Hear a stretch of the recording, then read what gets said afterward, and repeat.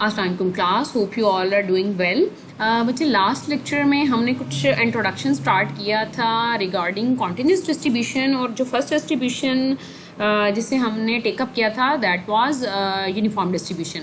Uniform distribution के बारे में हमने थोड़ा पहले आइडिया लिया और फिर उसके रॉ मूवमेंट्स और मीन मूवमेंट्स को हमने अच्छे से डिराइव भी किया और देखा कि कौन से मूवमेंट्स से हमें मीन मिलता है और वेरिएंस मिलता है। इसी तरह थर्ड फोर्थ मूवमेंट को भी हमने डिटेल में एक्सप्लेन किया। आई होप सो कि आपने अपना प्रीवियस लेक्चर कवर कर लिया होगा। आज हम उसी की ही फर्दर यूनिफॉर्म डिस्ट्रीब्यूशन के ही हवाले से एक मूवमेंट जनरेटिंग फंक्शन देखने जा रहे हैं। आप लोग डिस्क्रीट डिस्ट्रीब्यूशंस पढ़ के आए हैं, उसमें आपने पढ़ा होगा मूवमेंट जनरेटिंग फंक्शन मींस उसके नाम से ही पता चल रहा है जो मूवमेंट्स को जनरेट करे, ऐसा फंक्शन जिससे हमें मूवमेंट्स मिलते हों। इसी तरह डिफरेंट फंक्शंस, जैसे मैंने अपने प्रीवियस लेक्चर में भी इसका जिक्र किया था कि मूवमेंट जनरेटिंग फंक्शन है, प्रोबेबिलिटी जनरेटिंग फंक्शन है, कम्युलेंट जनरेटिंग फंक्शन है। ये डिफरेंट फंक्शंस हैं और इन सब का ऑब्जेक्टिव क्या है कि एट द एंड आपको इनसे मूवमेंट्स ही मिलते हैं। तो हम एक स्टार्ट लेते हैं। हमारे पास एक एग्जाम्पल है कि show that for the rectangular distribution, means rectangular distribution कहा जाए या कॉन्टिन्यूस यूनिफॉर्म डिस्ट्रीब्यूशन कहा जाए, उसका एक ही मतलब है।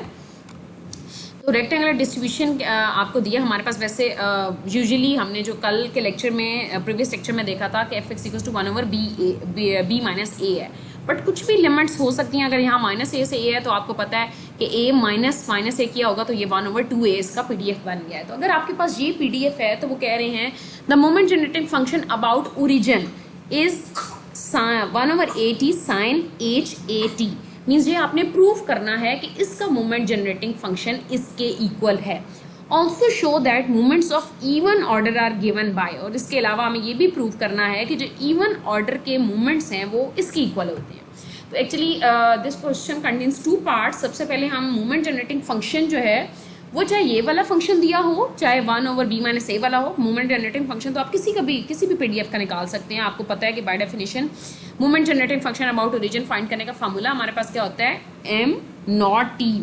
नॉट जो है वो ओरिजिन को शो कर रहा होता है और m मूवमेंट्स को। मूवमेंट जनरेटिंग फंक्शन को आप इस तरह से डिफाइन करते हैं और इक्वल होता है एक्सपेक्टेड वैल्यू ऑफ e की पावर tx, मीन्स एक्सपोनेंशियल की पावर tx जो है ये फार्मूला है मूवमेंट जनरेटिंग फंक्शन फाइंड करने का। और इसको आप एक्सपेंड कैसे करते हैं, क्योंकि कॉन्टिन्यूस डिस्ट्रीब्यूशन है दैट्स वाई आप इंटीग्रल को यूज़ करेंगे और इसकी लिमिट्स अब -a से a हैं, b a नहीं यूज़ करेंगे बल्कि -a to a यूज़ करेंगे।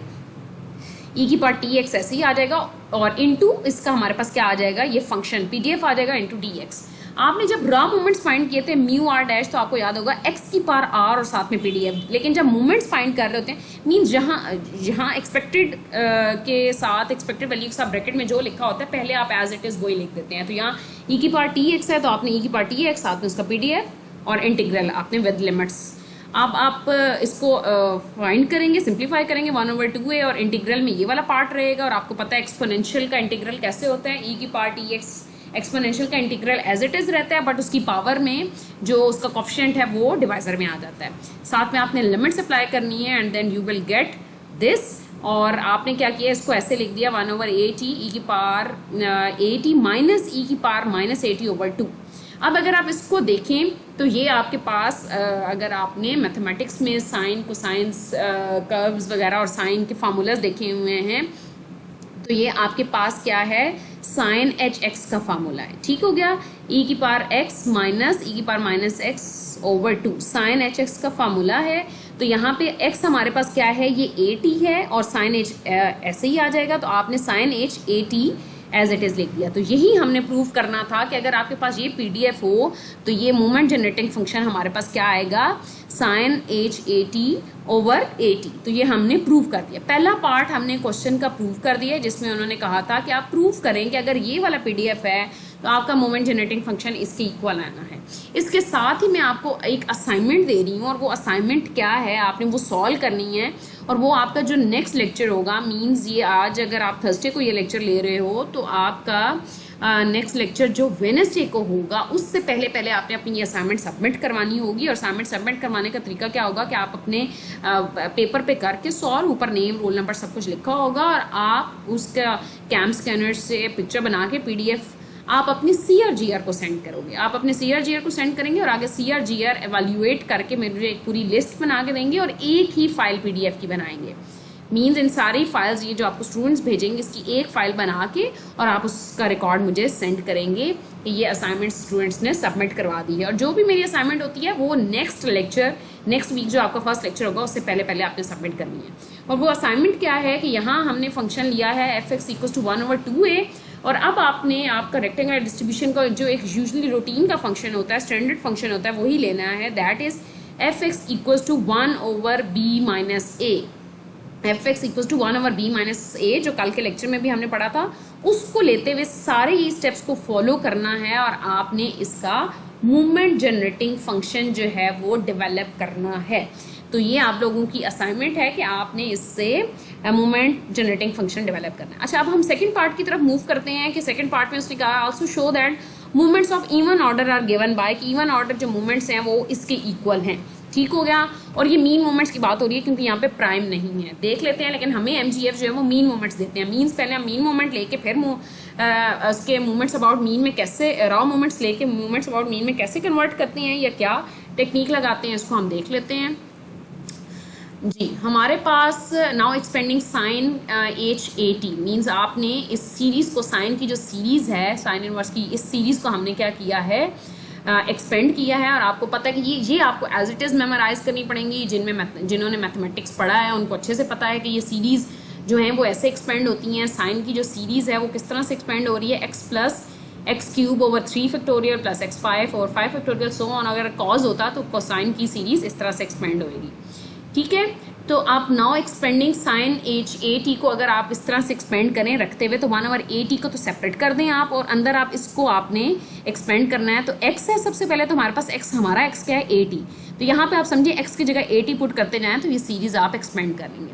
उसके बाद हमने क्या किया, इसको फर्दर सॉल्व किया। 80 को आपने अंदर ब्रैकेट्स के में सब जगह डिवाइड किया है, तो ये 80 कैंसिल होकर पहली टर्म हमारे पास 1 आ जाएगी। दूसरी 80 का स्क्वायर, क्योंकि ये 80 कैंसिल होगा, over 3³ + 80⁴ over 5 plus so on, ये हमारे पास आ गया। अच्छा, आप देख रहे हैं as odd term movements always equal to 0 means इस फंक्शन के लिए अगर आप देखें तो इसमें ऑड ऑर्डर तो आ ही नहीं रहा।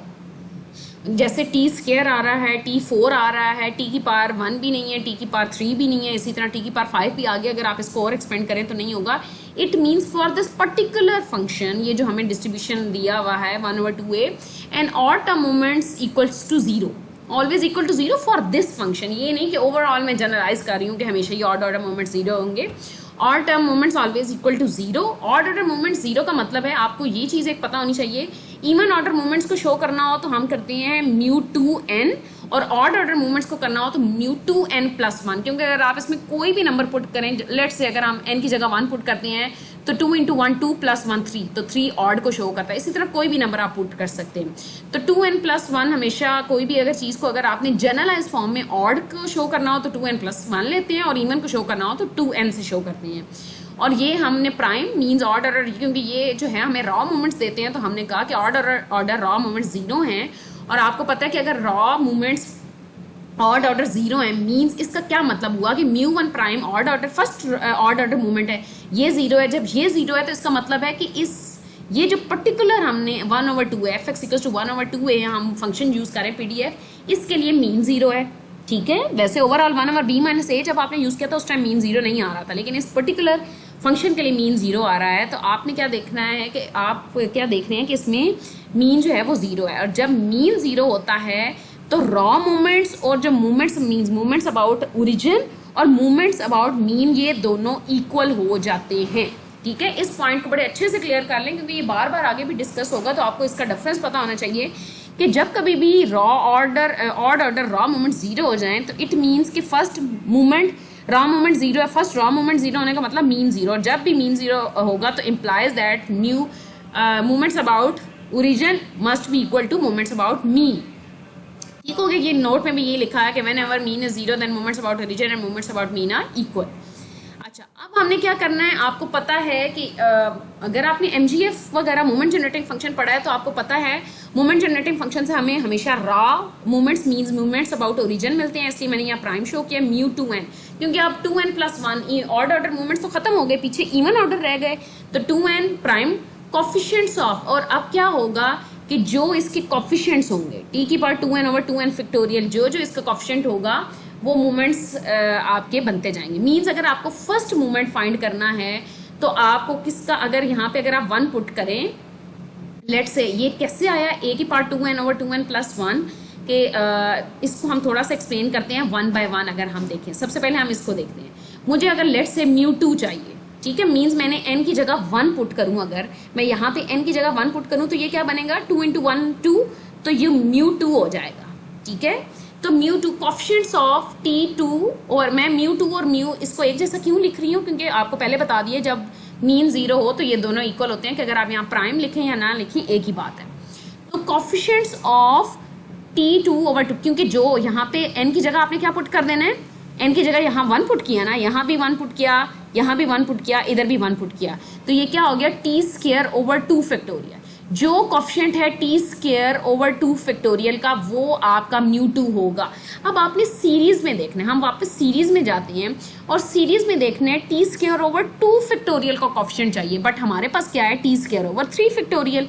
तो हम क्या करेंगे, हम इसको थोड़ा सा इस तरह से सिंप्लीफाई करते हैं। पहले अब ये साइड पे जो रीजन दिया है इसको देखें कि मेरे पास लिखा था T² / 3 फैक्टोरियल और मुझे चाहिए T² / 2 फैक्टोरियल। तो मैंने इसको सिंप्लीफाई करके ऐसे लिखा A² × T², और इसको मैं 3 फैक्टोरियल को ऐसे हम ओपन करके लिख सकते हैं 3 × 2 फैक्टोरियल।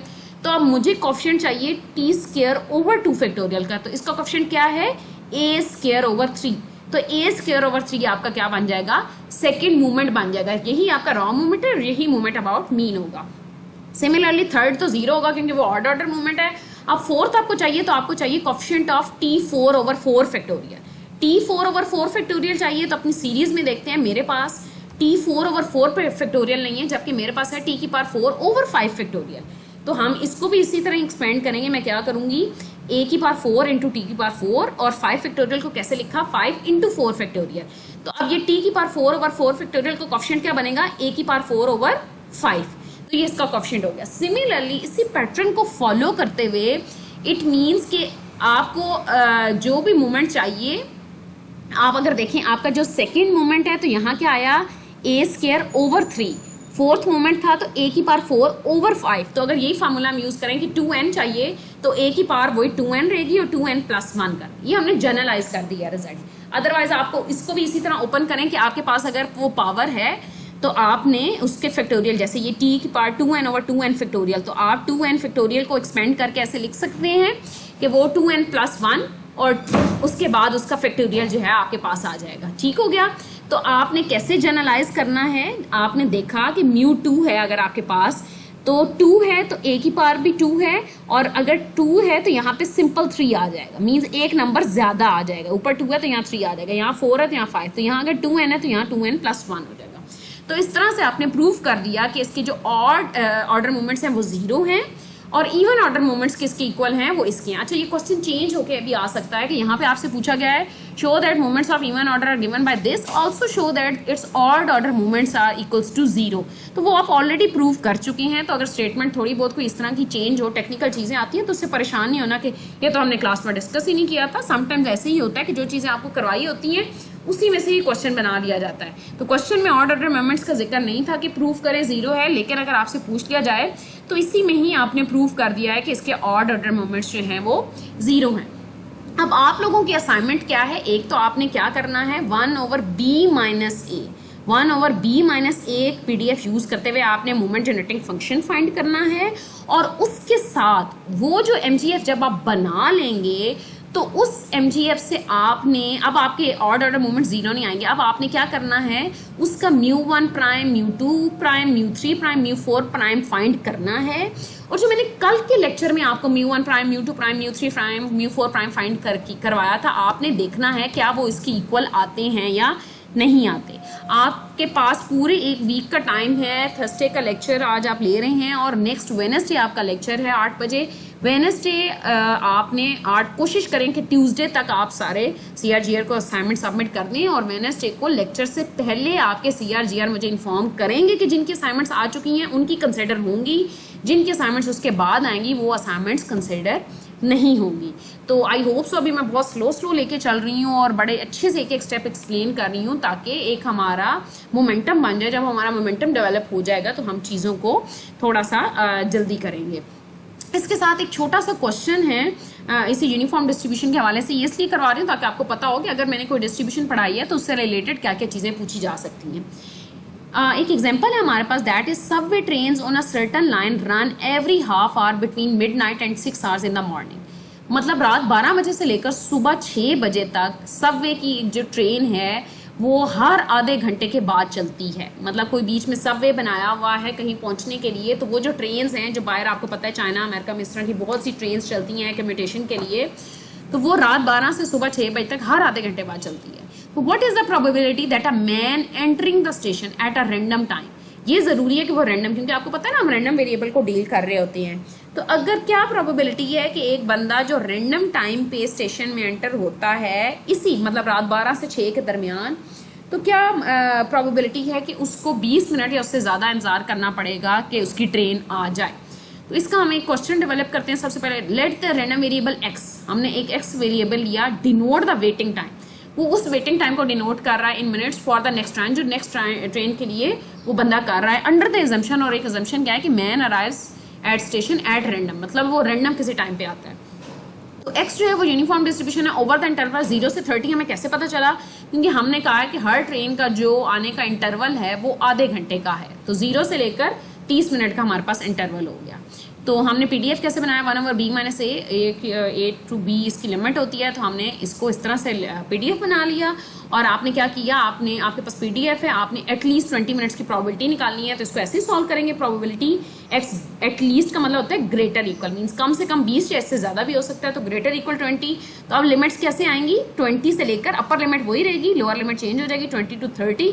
इसको आप सिंपली इंटीग्रेट करें। आपको पता है जब यहाँ पे 1 हो कॉन्स्टेंट हो तो एक्स आ जाता है, इंटीग्रेट करने पे आप इसमें वैल्यूज पुट करेंगे। प्रोबेबिलिटी आपके पास क्या आ जाएगी कि 1/3, मतलब प्रोबेबिलिटी है कि 1/3 चांसेस हैं कि क्या होगा कि 20 मिनट्स या उससे ज़्यादा अगर कोई शख्स एट रैंडम स्टेशन पर एंटर हो रहा है तो 20 मिनट्स या उससे ज़्यादा उसे वेट करना पड़ेगा। तो प्रोबेबिलिटी 0.5 से कम है, मीन्स कम ही है, 0.3 कुछ है, तो इतनी लेकिन फिर भी एग्जिस्ट करती है कि उसे वेट करना पड़ेगा।